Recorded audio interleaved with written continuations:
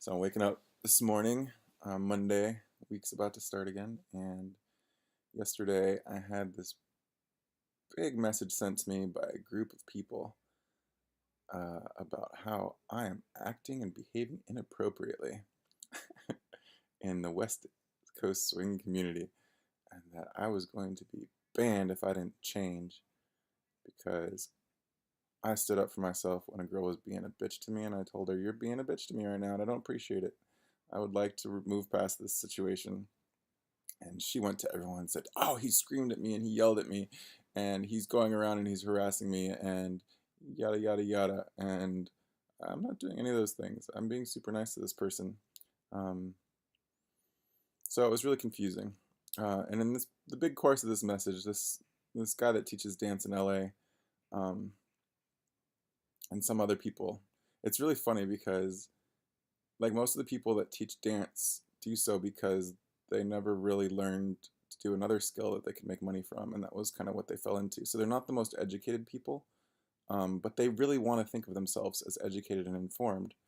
So there's like this cult-like mentality where they stick together and they stand up for each other and they form these little cliques of inclusivity where they're pretending that they're inclusive, but they're really like, okay, as long as those people are paying to come to our dances, then we like them.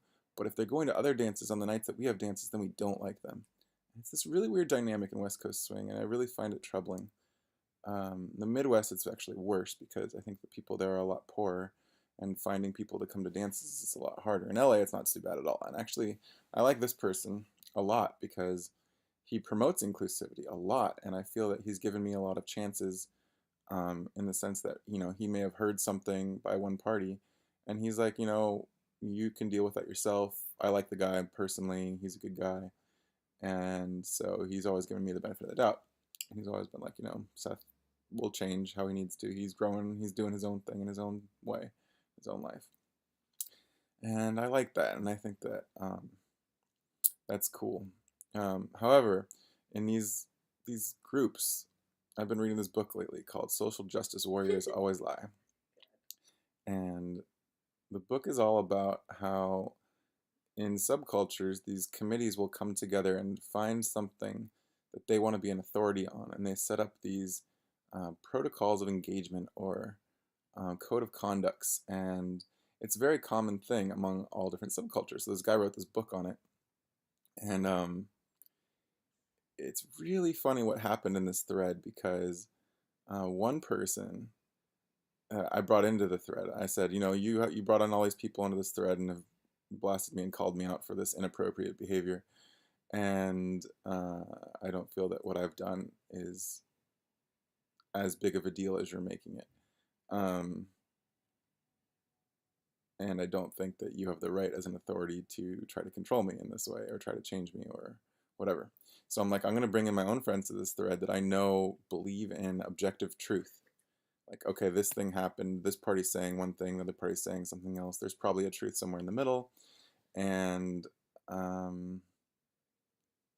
yeah, so there's an objective truth to all situations. And people that don't believe in objective truth and believe that everyone can have their own interpretations are really toxic people, um, because they'll just side with whoever serves them.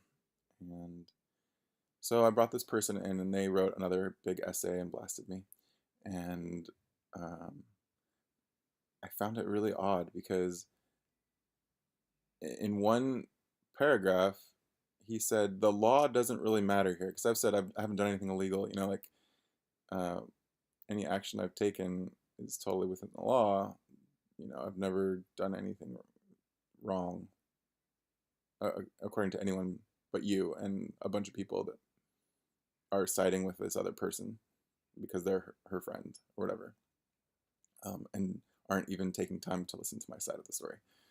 Or they're her dance instructor, and they think that they are more informed in the situation than anyone because they talk to her every day. And I feel like some people haven't been through real stories in life, like they have never lost a lover to suicide or a family member to cancer, and so they don't know what's important. There's this interesting thing I went through when I was in high school. I had just lost my dad to cancer, my grandfather to cancer, my girlfriend to suicide. And I'm in this philosophy class where we're talking about loss. And there's a girl that is relating to this philosophy. I forget which philosopher we were reading, but she was just bawling because her goldfish had died. And to me, like, it was just the weirdest thing because I knew what loss was and she had no idea what loss was. And I think that this girl that is having an issue with my behavior comes from privilege and hasn't really had a lot of bad things happen to her in life yet.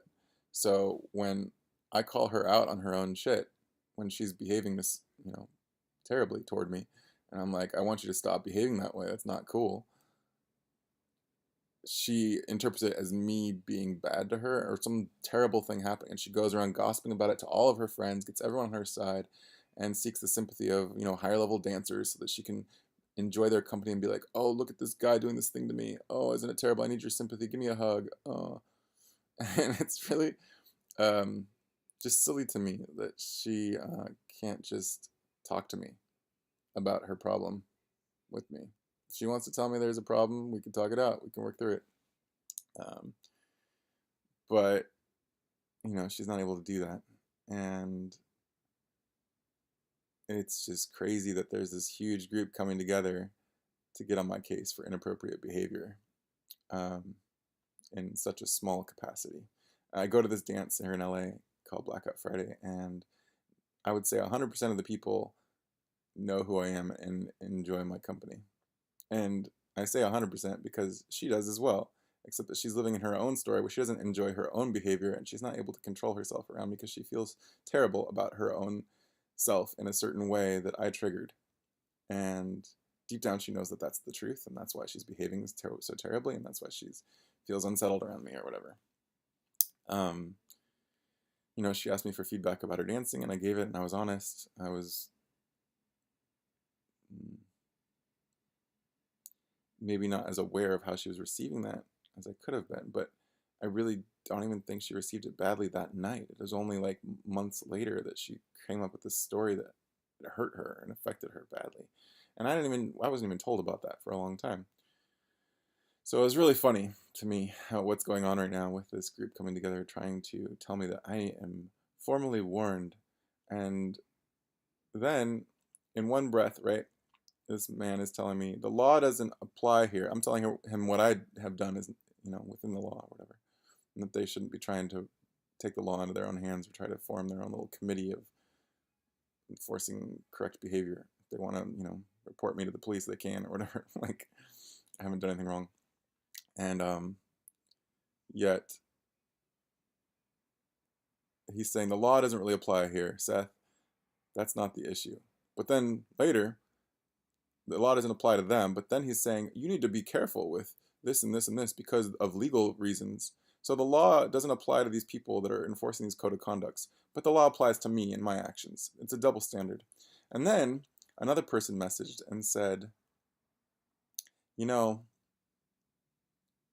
you really just need to step away from this and just thank us for giving you this warning and apologize for wasting our time. And it's just crazy to me. It's fucking insanity. Like, I need to apologize for wasting their time. They just sent me all these messages, these huge written things about how terrible a person I am and how much I need to change my behavior for calling this girl out on treating me badly. That's just silly. It's just nuts. And yeah. So I realized after I was accused of wasting their time that they were wasting my time incredibly yesterday. And so I closed my laptop and stopped replying to that. I was writing this huge response for a second where I suddenly just realized that they are not taking any blame upon themselves in this situation. The way in which they've been handling, these stories is causing these stories, like I don't think that this girl actually felt hurt until she talked to someone else about this story and they made her feel hurt by enforcing this view of her as a victim, um, by giving her sympathy and then she was like, "Oh, I'm getting attention for doing this. I'm going to do it even more. I'm going to do it even more. I'm getting all this attention now. Oh, look all this good attention. This is what I want. I want to get closer to these more advanced dancers. So I'm just going to